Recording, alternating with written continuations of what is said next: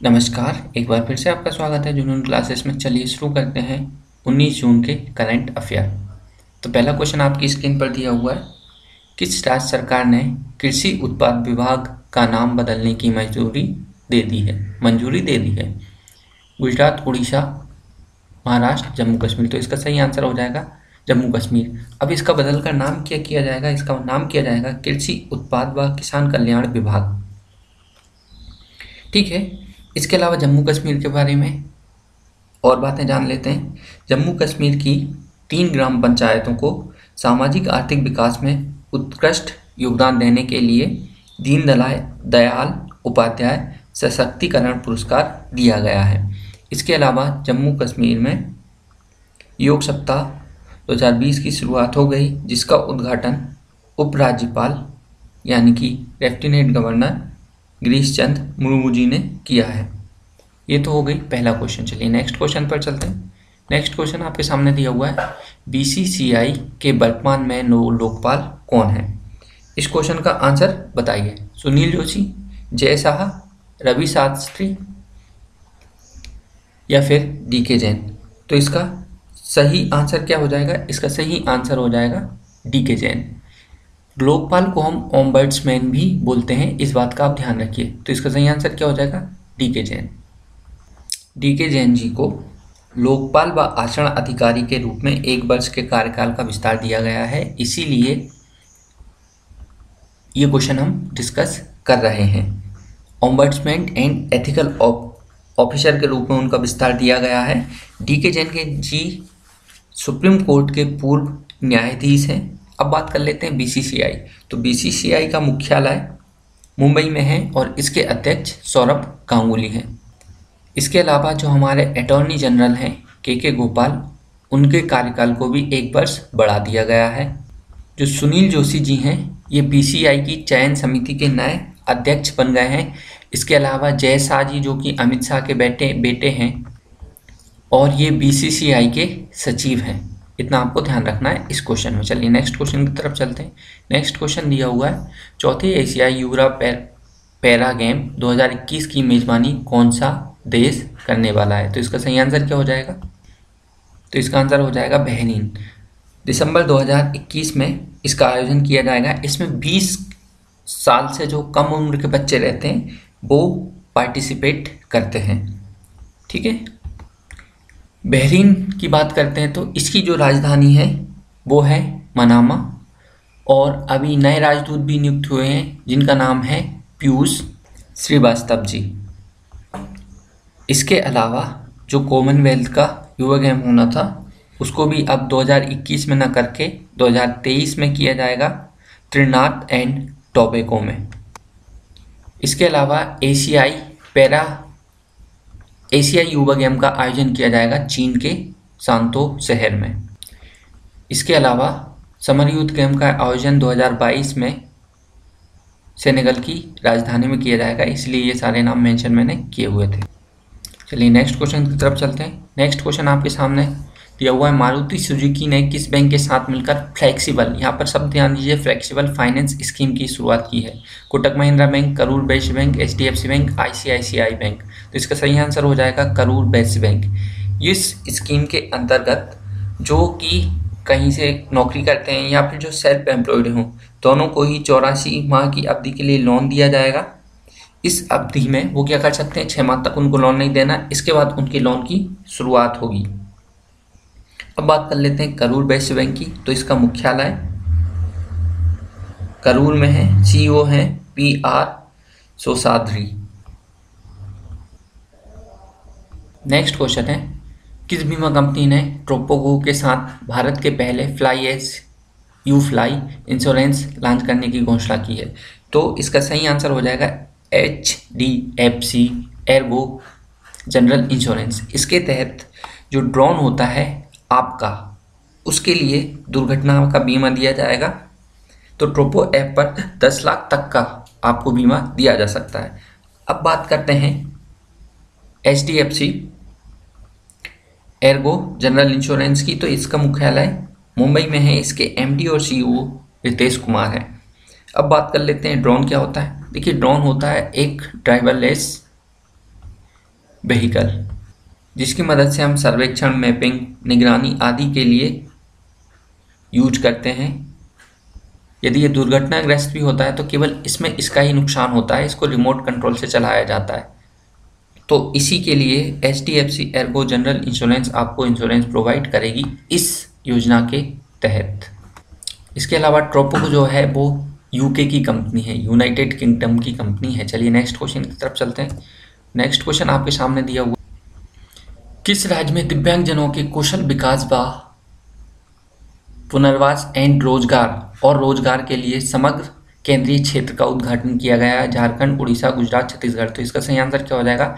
झारखंड। अब इस योजना की शुरुआत सामाजिक न्याय व अधिकारिता मंत्री थावरचंद गहलोत व जनजातीय मामलों के मंत्री अर्जुन सिंह मुंडा जी ने मिलकर किया है। और इसको कहाँ लॉन्च किया गया है? झारखंड में इसका उद्घाटन किया गया है। अब हम बात करते हैं झारखंड की थोड़ी। तो झारखंड के जो CM है उसका नाम है हेमंत सोरेन। इनको चैंपियन ऑफ द चैन पुरस्कार दिया गया था। हमारे जो पूर्व राष्ट्रपति थे प्रणब मुखर्जी थे। अभी तो नए राष्ट्रपति जी हमारे जो है वो हैं, अभी जो हमारे राष्ट्रपति हैं वो हैं रामनाथ कोविंद जी। जो पूर्व राष्ट्रपति थे, देखिए कन्फ्यूजन ना करें, जो अभी राष्ट्रपति हैं वो हैं रामनाथ कोविंद जी, पूर्व राष्ट्रपति थे हमारे प्रणब मुखर्जी जी।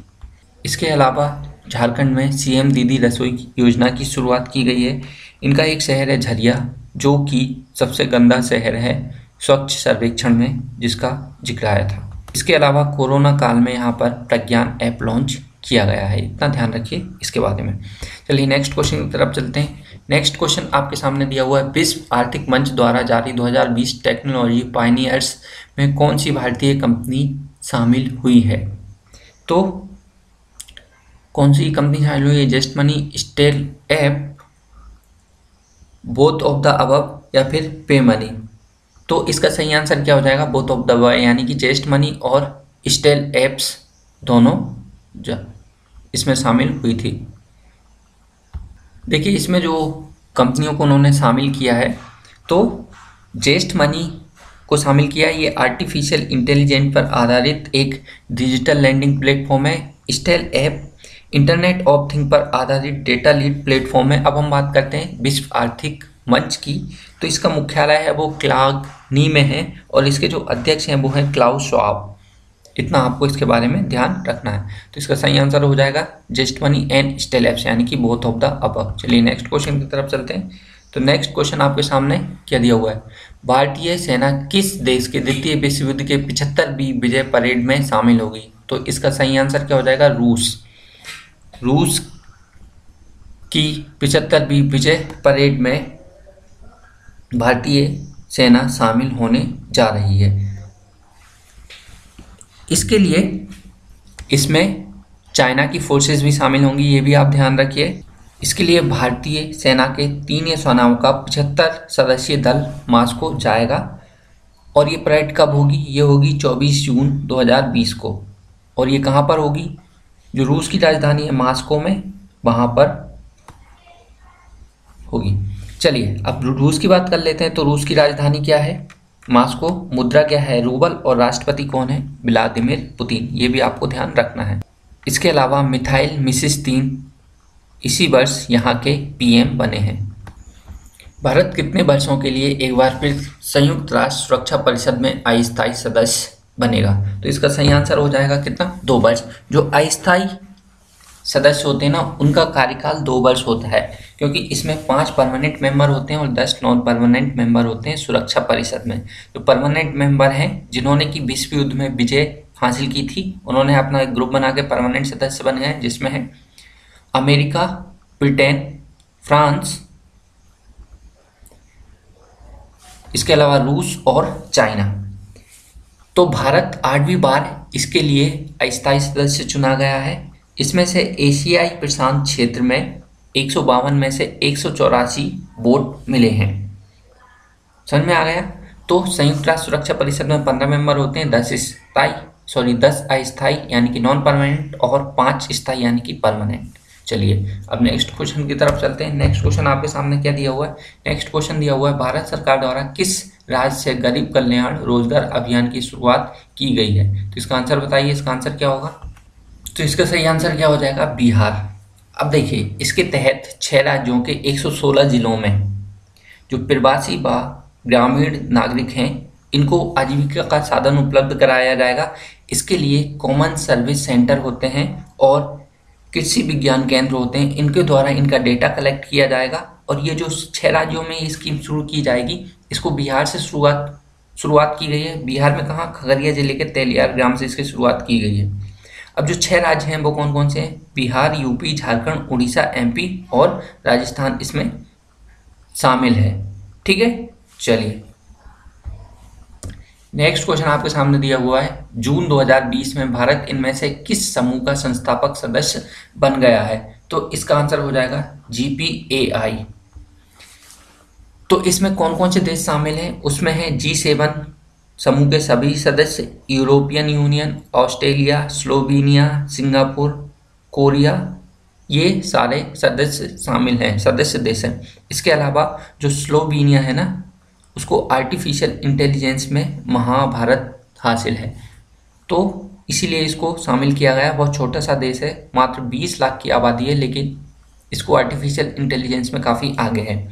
इसके लिए जो भी कहीं पर भी अभी आप रोबोट यूज करते हैं, उनमें आर्टिफिशियल इंटेलिजेंट नहीं होता। अभी आर्टिफिशियल इंटेलिजेंट को प्रयोग में लाने के लिए इसका यूज किया जाएगा, और इससे क्या होगा, वो थोड़ा सोच सकेगा कि किस टाइम पर कैसा काम करना है, उसका रिएक्शन भी कुछ चेंज हो जाएगा।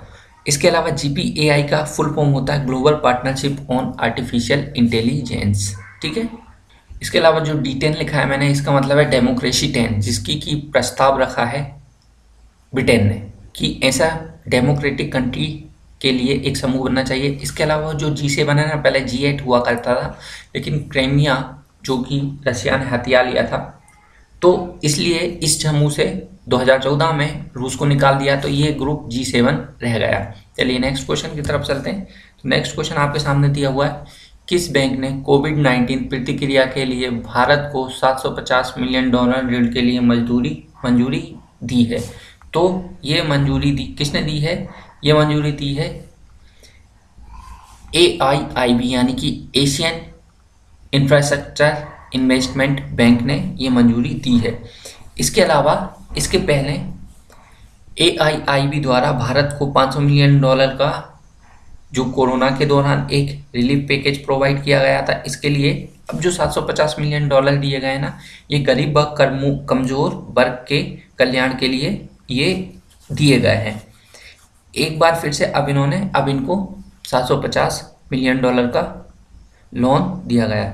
इसके अलावा जो एशियाई विकास बैंक है, उसके द्वारा कितना लोन दिया गया है? जो एशियाई विकास बैंक है, इनके द्वारा पहले 2.2 बिलियन का लोन दिया गया था, फिर 1.5 बिलियन का लोन दिया गया था। इसके अलावा जो वर्ल्ड बैंक है, इसके द्वारा अभी 2 बार 1 बिलियन का लोन दिया जा चुका है। अब हम बात करते हैं एशिया इंफ्रास्ट्रक्चर इन्वेस्टमेंट बैंक। तो इसका जो मुख्यालय है वो बीजिंग में है। इसके अध्यक्ष हैं जिन लिकिन। चलिए नेक्स्ट क्वेश्चन की तरफ चलते हैं।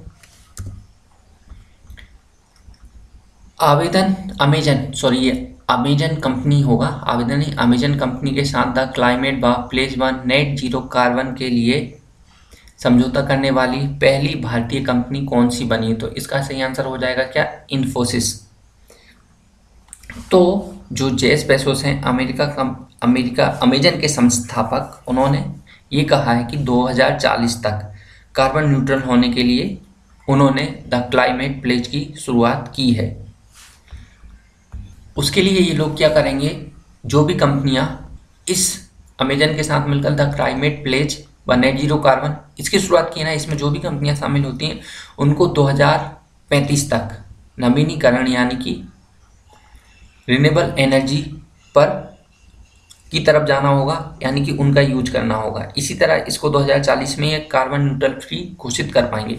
इसके अलावा जो इन्फोसिस है उसका मुख्यालय बेंगलुरु में है। इसके MD व CEO सलील पारिक हैं। इसके अलावा जो TCS है वो इंडोनेशिया में डिजिटल बैंक का संचालन करेगी 2021 से। नेक्स्ट क्वेश्चन है, भारतीय रेलवे ने किस रेलवे स्टेशन पर पहली स्वचालित ticket checking and managing access machine की स्थापना की है? तो इसका सही आंसर क्या हो जाएगा? नागपुर रेलवे स्टेशन पर इसकी शुरुआत की गई है। मध्य रेलवे द्वारा innovative non fair revenue idea scheme के तहत इसकी शुरुआत की गई है। इससे क्या होगा? इससे यह होगा कि जो संक्रमण है कोविड-19 का, उससे बचाव किया जा सकेगा ट्रैवलर का, यानी कि पैसेंजर का भी, और जो टिकट काउंटर पर बैठते हैं उनकी जगह पर ये स्वचालित मशीन रहेगी। तो कोविड के संक्रमण को कम करने के लिए ये लॉन्च किया गया है। इसके अलावा भारतीय रेलवे द्वारा पटना जंक्शन पर स्वचालित हैंड सैनिटाइजर डिस्पेंसर व फेस मास्क की भी स्थापना की गई है। इसके अलावा जो अहमदाबाद रेलवे स्टेशन है, उन्होंने सैनिटाइजर टनल बनाया है। तो इस क्वेश्चन का सही आंसर क्या हो जाएगा? Nagpur railway station. इसके अलावा जो त्रिची रेलवे स्टेशन पर है, इसको भारतीय उद्योग संघ द्वारा गोल्ड रेटिंग दी गई है। इसके अलावा हुबली रेलवे स्टेशन पर सबसे लंबा रेलवे ब्रिज बन रहा है, ये बात आप ध्यान रखिए। चलिए नेक्स्ट क्वेश्चन की तरफ चलते हैं। नेक्स्ट क्वेश्चन दिया हुआ है, नौरोजी पोनियार ऑफ इंडियन इकोनॉमी की पुस्तक के लेखक कौन है? तो इसका सही आंसर है दिनयार पटेल। इसका सही आंसर क्या हो जाएगा? दिनयार पटेल इसका सही आंसर हो जाएगा। ये पुस्तक दादा भाई नौरोजी के जीवन पर आधारित पुस्तक है। इसके अलावा जो सुधा मूर्ति जी हैं, उन्होंने पुस्तक लिखी है हाउ ओनियन गेट्स कवर, ये पुस्तक इन्होंने लिखी। इसके अलावा मेघा मजुमदार ने द बर्निंग नाम का उपन्यास भी लिखा है। और जो ताहिरा कश्यप है, ये आयुष्मान खुराना जी की पत्नी हैं, जो कि एक्टर हैं। इनके द्वारा भी काफ़ी पुस्तकें लिखी जाती है, इसलिए इनका नाम यहाँ पर शामिल कर लिया था। तो ये थे कुछ क्वेश्चन आज के। इसके अलावा और ज़रूरत पड़ेगी, मुझे लगता है कि और क्वेश्चन छूट गए तो एक और वीडियो बना दूंगा। तो उम्मीद करता हूँ आपको वीडियो पसंद आया होगा। अब आपको क्या करना है, वीडियो को लाइक करना है, चैनल को सब्सक्राइब करना है और इस वीडियो को ज़्यादा से ज़्यादा शेयर करना है। और इसकी PDF भी आपको हमारे टेलीग्राम ग्रुप पर मिल जाएगी। इसके अलावा जो प्रीवियस डेज के करंट अफेयर हैं, उनको भी मैं जल्दी अपलोड करने वाला हूँ।